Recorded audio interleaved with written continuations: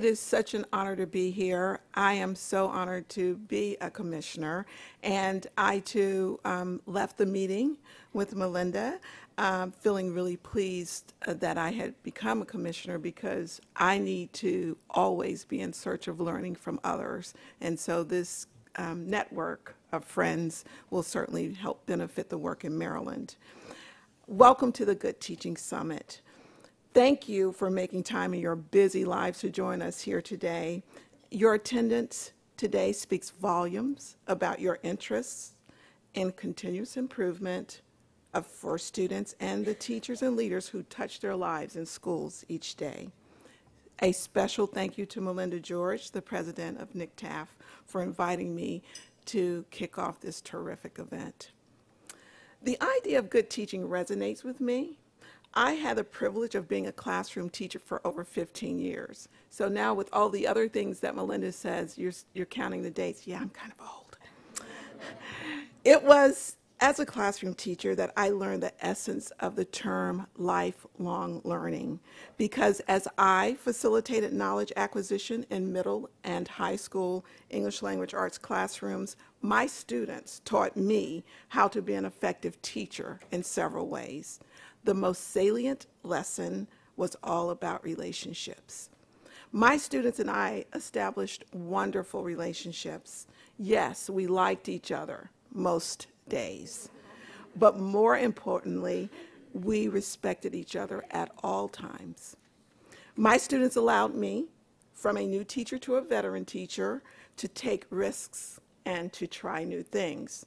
The permission for me to take risks with them afforded them the opportunity to do likewise, to take thoughtful risks and learn something new, not only about the content, but also about themselves. A collaborative teacher-student relationship, as we all know, is vital in the teaching and learning environment. Yet, the leaders who are charged with creating these beneficial learning environments make a profound difference. And I learned that lesson well as a high school principal. As a principal, I depended on teacher and student leaders to be the content expert advisors and to be the guides in how to build school climates that promoted the best in everyone. I risked leading from behind when my time to follow was in the best interest for the path forward. To this day, whenever I need inspiration or I need to know if we're headed in the right direction, I want to hear from our teachers and leaders in the field. They remind me how important it is to seek engagement and collaboration. That is one of the reasons I meet with the Maryland's Teachers of the Year once a month as an advisory group throughout the year. And if you know Teachers of the Year, they're very committed and passionate, and they tell it like it is. They provide me with realistic and honest assessments as to how effective the policies that we are implementing are helpful in improving teaching and learning. But time and time again, the discussions always come back to relationships. Our National Teacher of the Year, Sean McComb, our National Teacher of the Year, who also happens to be a Maryland teacher from Baltimore County, said the following: "My teaching is built on the belief that relationships and engagement can turn challenges into opportunity for excellence for all students. As we embrace the truth, we create citizens who can live the American dream." For me, Sean's words frames the conversations today. In Maryland and in many other states, our teachers are working in a time of transition, and the pace of progress is swift. Our state has collaboratively moved into full implementation of higher academic standards, better state assessments, and more meaningful evaluations anchored by continuous support for teachers and school leaders. As our Maryland Education Association President Betty Weller reminds me, we're doing all three and at the same time. Teachers are being asked to do things differently and to continue learning. While Betty often reminds me that sometimes we must agree to disagree. We work together with our educators and parents, teachers associations to support each other. As a result, we are achieving the results that we are seeking.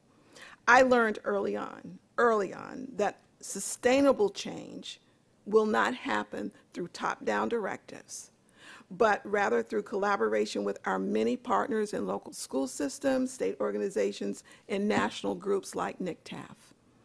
None of us can do this alone.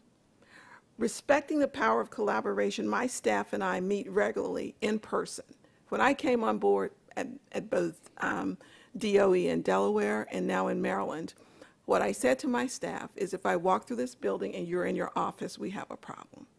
I need for you, with all of this aggressive change going on, to be in the field so that people see that we are partners, that we are not sitting in a bureaucratic environment dictating, but that we're right there with them step by step. So that's where we spend a lot of our time, in person, with teachers, principals, local superintendents, and representatives from local boards of education. We share information and discuss how we might strengthen instruction for our students. Ongoing collaboration is the only sustainable way to make sure that this work outlives all of us.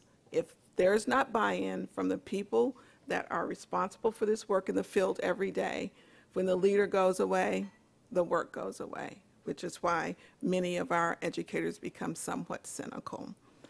Maryland, like a majority of states, adopted the Common Core state standards, and we joined one of the consortia. We joined the Consortium Partnership for Assessment of Readiness for College and Careers, known as PARC, to develop better assessments, not more testing. And let me reemphasize that. We joined these consortia, states who didn't join the consortia but who are going to next generation tests, did that so that we could respond to the voice from the field that we need better assessments to give teachers information around professional development and learning and to help us target what we do for our students. We are not supporting more testing, better testing. We did what many states have done. We began working directly with our local education agencies to prepare for implementation. We were talking when I first came in about PBS, and had the pleasure of staffing him when she was at PBS, and I used one of his quotes. And Mr. Blanchard said, "None of us is as smart as all of us." And of course he's right. Not one of us alone has all the answers.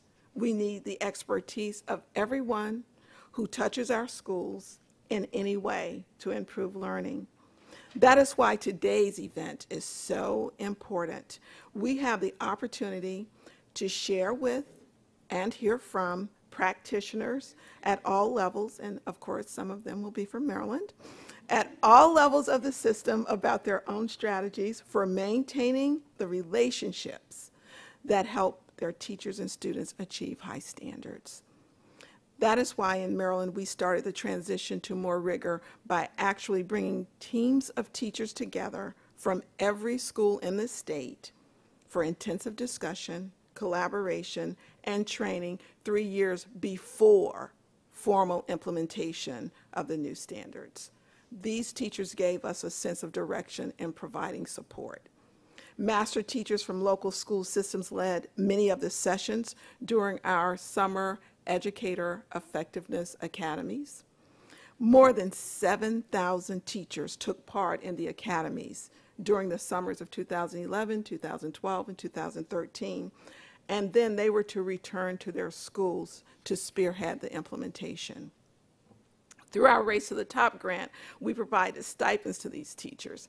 However, this summer, we had run out of money, yet thousands more teachers returned for additional training on a volunteer basis. And that, to me, is a credit to staff at the department, because if the information and the inclusive way of doing this work wasn't helpful, these teachers wouldn't have shown up. This spring, the new PARC assessments will be fully implemented in all Maryland schools. Again, we provided training in nearly every school, and we field tested the park assessment in every single school in our state except 7, and we couldn't there because they are school improvement grant schools, and they had to take the test because we had to report the data. But every school, we even from those 7 schools had folks go to other schools so that they could see what it felt like, what it looked like, and give us feedback. With the help of a national nonprofit education superhighway, we offered every school the opportunity to test its internet bandwidth. Big push of the governor and the General Assembly on making sure that they had what they needed for these online tests. We are helping school systems find opportunities to add technology. And as we all know who are in the consortia, the first 3 years will have a paper or pencil option if needed, where technology is not fully embedded in the school environment. So we are getting ready to go further, faster. Now, perhaps the most important work that we're doing, and the work about which we hear the most, is the teacher-principal evaluation. The teacher-principal evaluation can provide meaningful opportunity for professional growth, close persistent achievement gaps, and accelerate growth for all students. And we are having that conversation more in Maryland. We certainly have to focus on closing the achievement gap for our underperforming and at-risk students. But when we compare ourselves through OECD to other countries, I think that 3 states were Massachusetts, Connecticut, and Florida. Even our highest performing children are not performing as well as high-performing students in other countries. So this isn't just about closing the achievement gap for our most challenged students, but making sure that we are competitive globally among all of our students. The major factor in our state's evaluation framework is student learning objectives. And the student learning objectives are key factors agreed upon by teachers and supervisors. Now, there's been a lot of conversation about the use of state assessments, especially as we're making a transition to new assessments. We hear that, we get it, and we've worked very closely with Secretary Duncan. He gets that, he hears it, and we're trying to be thoughtful about how we infuse the state assessments, but that still doesn't back us away from quantitative measures. And why we are preparing ourselves to set baselines for the new assessments, we're working hand in glove with our teachers to look at these student learning objectives because they own that. And it's not just about English language arts and mathematics. Every teacher has student learning objectives for targeted groups of students in their class, whether it's the band teacher, the art teacher, the career and technical education teacher, everyone is included. And these student learning objectives emerge from years of discussion with local superintendents, union leadership, college and university professors, and other stakeholders. Maryland has become a front runner in this emerging work with the help of national expert Bill Slotnick from the Community Training and Assistance Center through WestEd. Bill Slotnick has been working on student learning objectives for over 20 years, and he has come into our state to help us build a common language, common rubrics, and common methods of implementation so that we across the state can target our resources most effectively.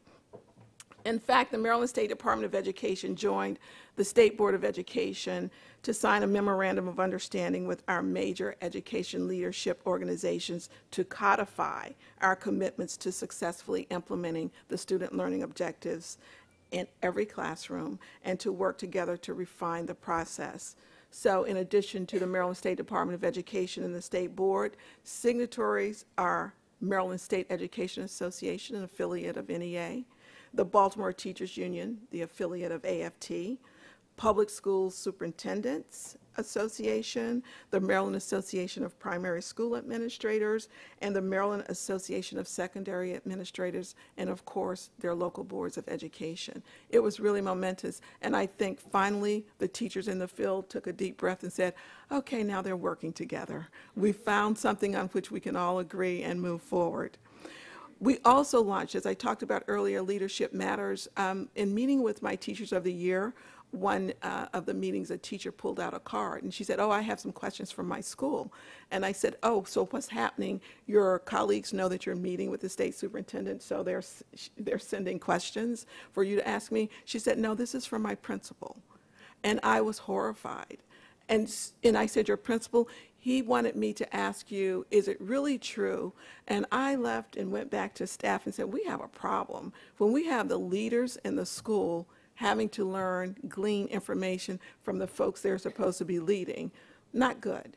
And so we have launched 2 new programs to bolster principal development after hearing from our teachers that they had more information than their school leaders did.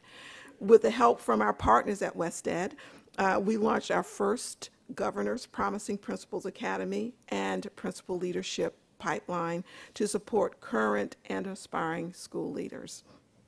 In the spirit of collaboration and bringing the right conditions for teaching and learning success to Maryland, I am also so pleased that Maryland has been home to 25 Nick Taft STEM learning studios in 5 districts. The cross-disciplinary teams of teachers and outside experts have brought real-world, problem-based learning to hundreds of middle school and high school students, and the findings have been impressive. 78% of the teachers reported that their content and/or instructional methods were different from methods used in their traditional teaching. So now our students won't be bored, and they can understand what concept and theory has to do with practical application. 90% of the teachers reported that compared to their overall teaching, their Learning Studios projects had far more real-world applications. 67, these 2 last ones are really profound. 67% of the students get new ideas about what a scientist does. 51% of students got new ideas about what science is. We cannot make assumptions. In closing, educational reform is not a new concept, and we all know that it is not easy, but the work underway is building the foundation for our teachers and students to go further, faster.